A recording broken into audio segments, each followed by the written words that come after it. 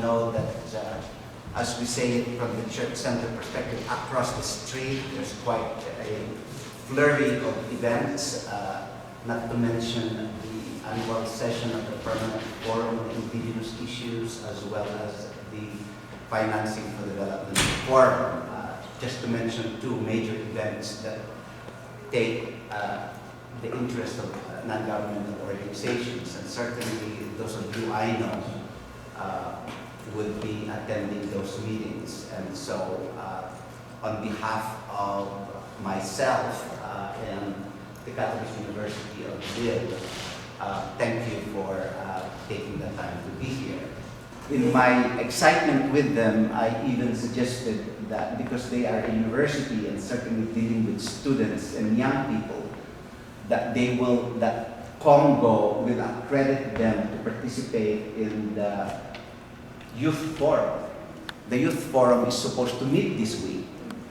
And then sometime 3 months ago, the United Nations decided to move the Youth Forum to next week. And maybe correct, because having 3 major meetings all in the same week disperses the very little resources of NGOs, and perhaps not governments, but still also governments. Think of the Central African Republic, where the ambassador also sweeps the floor. Don't put that on record, but government missions have only 3-4 people, and they cannot be attending all of these sessions happening at the same time. And so I'm glad. But you were able to make arrangements still to meet with Patricia Chavez? Yes. Yes, so I gave them the name of Patricia Chavez, who is the coordinator at UNDESA for the Youth Forum. So as a university, it would be interesting for the delegation to meet with the participation of the Catholic University in as a UN consultative body, and so we want to take the opportunity to explore this question. I think it's an interesting question for us because we as the main Catholic university in France and probably Europe, I guess, and as our DNA is really strongly focused on our how can we be an engaged university? How can we have an impact on our third parties? So really, this question of a wider impact and how can we learn from the UN agenda is really a clear question for us. To make a brief description of the Lille Catholic Universities, we have been founded by Christian businessmen and the Catholic Church around 150 years ago. And since then, I think this relation with companies, with NGOs, with local entities has been a sort of key feature of the Lille Catholic University. The future of using negative terms, the future of debt and crisis, the many multiple crises that we face today. So the importance of future studies from an academic perspective is multiplied over when you know that nation states, member governments, and the United Nations is itself engaged in futuristic projections. So we welcome very much your contribution. Thank you very much to the inviters. I'm so happy. I'm going to give the speech to Maëlys, who makes the introduction in English of the American book. You are the very first to know about this book. We never ever made a presentation in English about this book. This book is only 6 years old in France, and the book in American on Wilhelm Grischer will be there in the next month. So you are the very first to hear about this conference. Maybe some of you were there, not sure. Being one of association with the World Organization as NGO, but also as somebody contributing to UNITAR for 20 years. I'm a UNITAR fellow currently. And I think over the years of working with the World Organization, I keep contributing and participating in debates, talking about the future of humanity and the planet. And you listen to economists, climatologists, futurists, and environmentalists, and there are many scenarios projected for 2030, 2040, 2050, what's going to happen to the cities, what's going to happen to the coastal areas, 7.5 million people, and you have many, many scenarios. And I would say that we can really synthesize all the scenarios that these all experts who are projecting 2 scenarios. Transition is going to happen. Either we're going to design it or we're going to be victims of it. And we are here in the business of designing the transition. And I think the faith organizations and the scientific academic organizations have a very specific, unique role on how to design the transition. And of course, when you're talking about designing a transition, you can, some of us can be like, have some projections about the future that is not really grounded in what we are facing right now. Which is congenial to the kind of work we do as faith-based and religious organizations. And the ethical and the moral consideration of anything under the sun that the United Nations deal with, in fact, tinker with. I use the word tinker because it's a reminder that the fragility of the planet Earth and of human relations are, the languaging using those terms are not always what you hear in hard-nosed nation-state constructs across the street.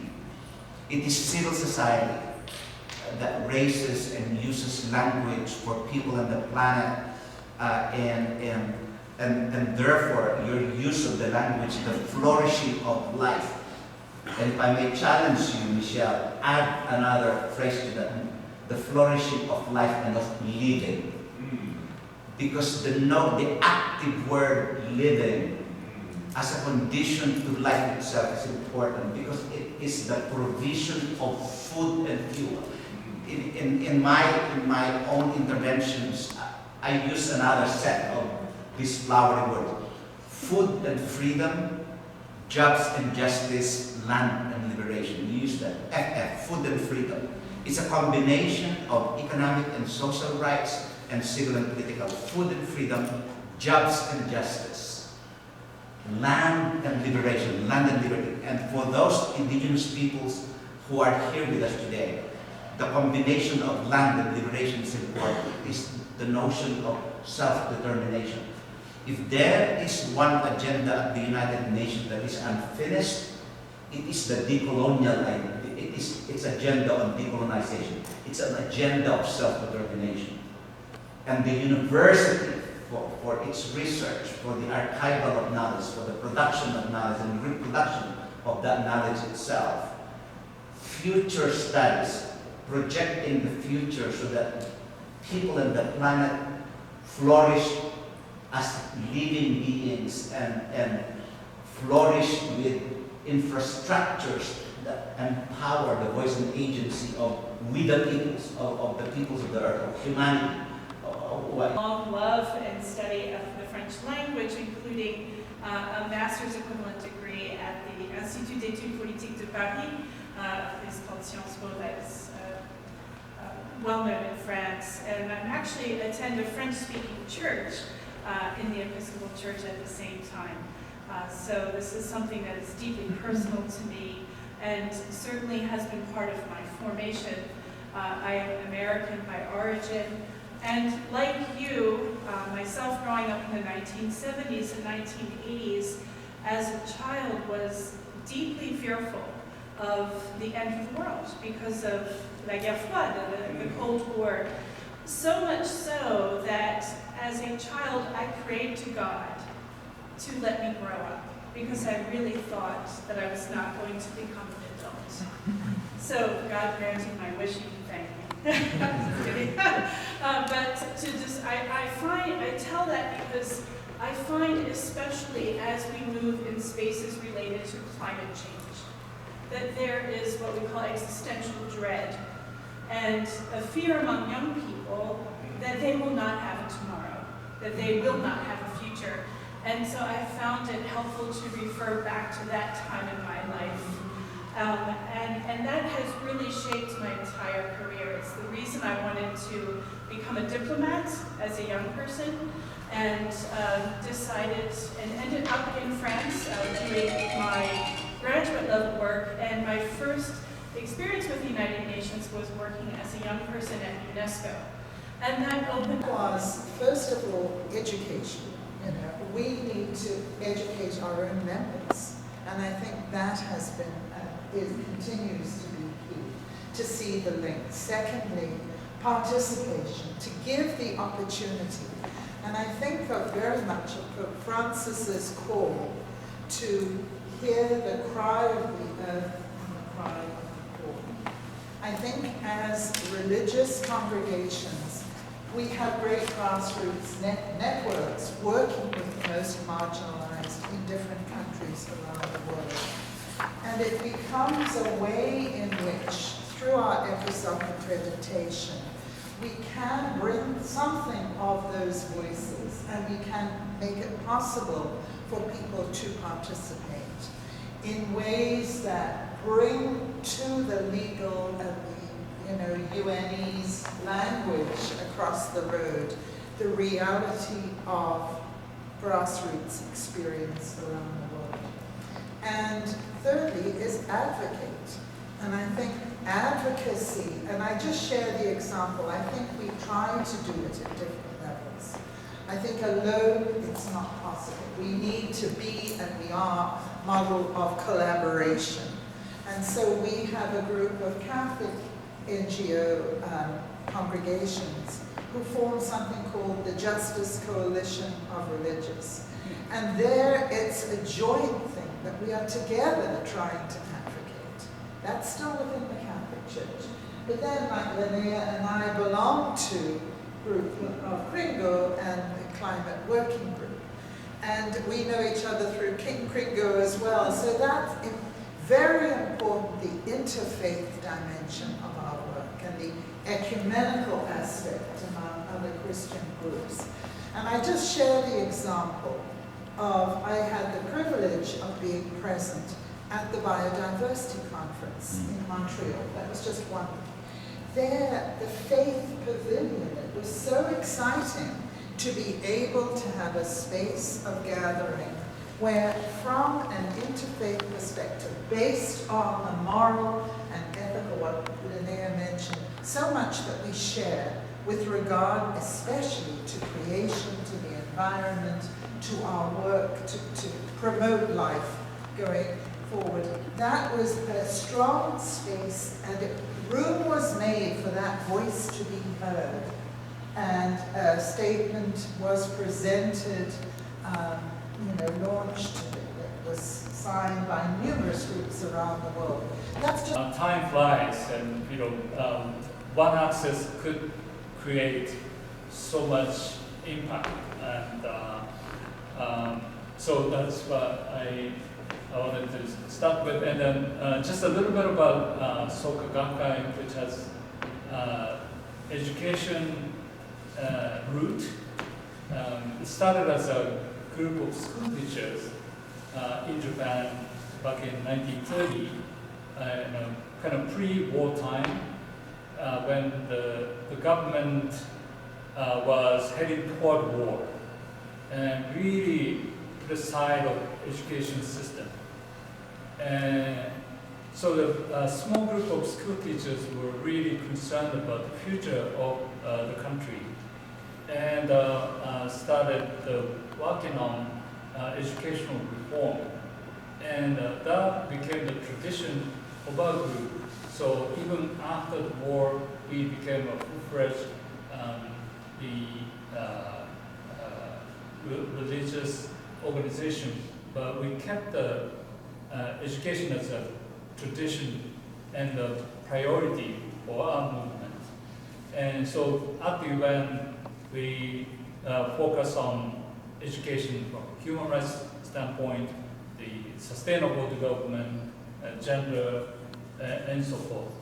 And I think Veronica and Linnea also mentioned some of the things that I also wanted to emphasize, which is that, as a civil society, the NGO, we try to bring voices of people from all around the world, from all across life, and as a contribution for the intergovernmental negotiations.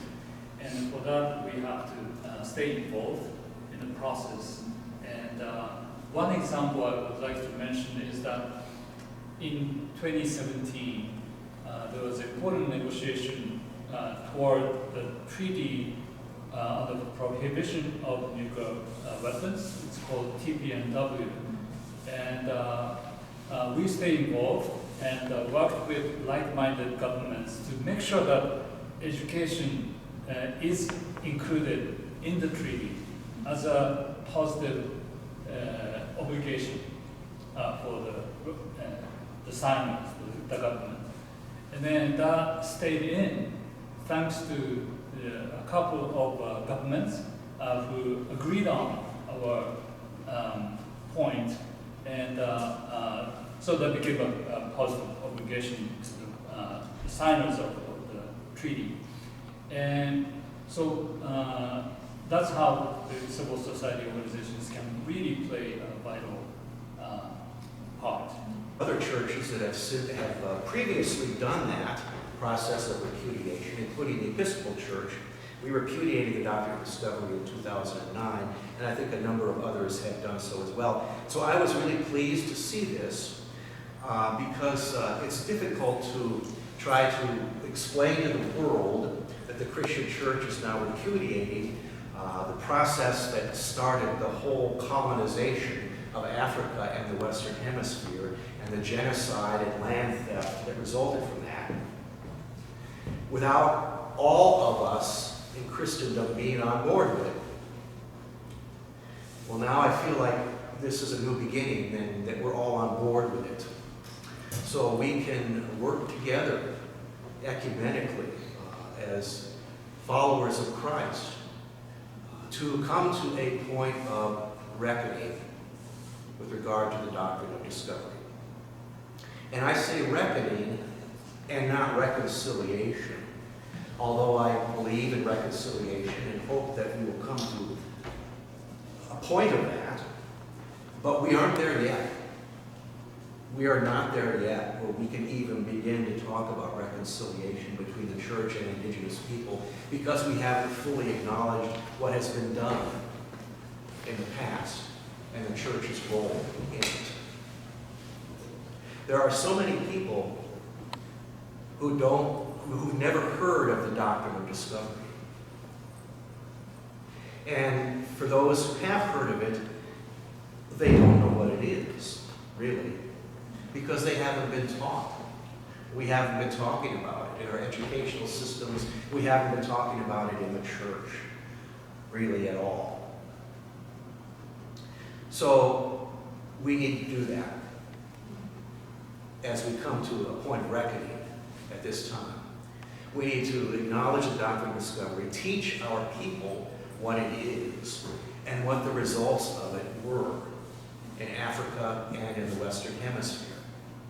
We need to teach our people that the doctrine of discovery provided the foundation for the horrible process of colonization and genocide and enforced assimilation of indigenous people, all in the name of Christ, tragically, unfortunately. And mistakenly. Christian nation on earth.